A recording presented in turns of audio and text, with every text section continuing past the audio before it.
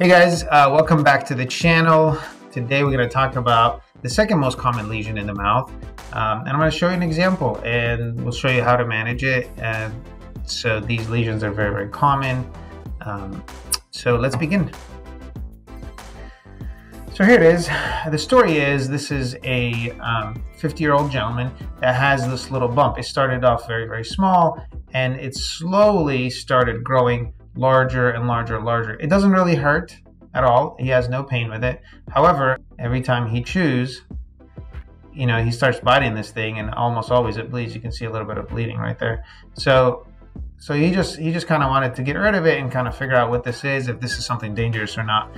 These are called fibromas, and usually what they are is they're benign tumors of scar tissue, and they get irritated, and when they get irritated by chronic biting or some kind of trauma, they actually get larger and larger. So what we do in this case, we numb this area up and we take these out.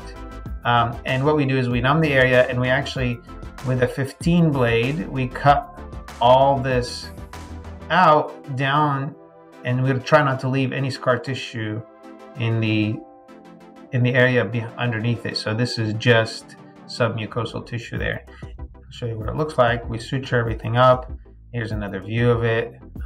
We actually have some cautery. We have a laser and a cautery to stop any bleeding, but in this case it wasn't really bleeding. There's a little bit of bleeding here and there, but in this case I didn't end up doing it just because we don't feel like we need to. And we put a couple of stitches in. There's 3 stitches. This is a resorbable suture, so it comes off.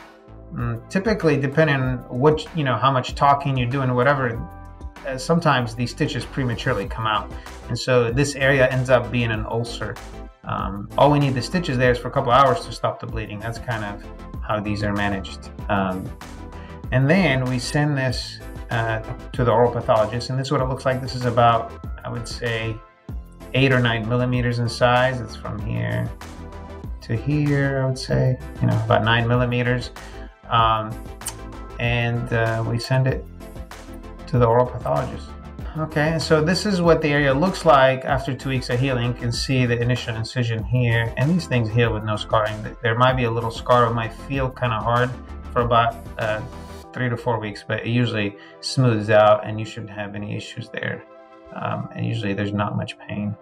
And this is what we got back from the oral pathologist.